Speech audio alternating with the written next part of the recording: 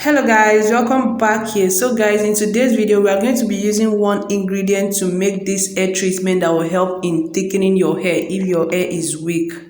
Keep watching to see how I made this.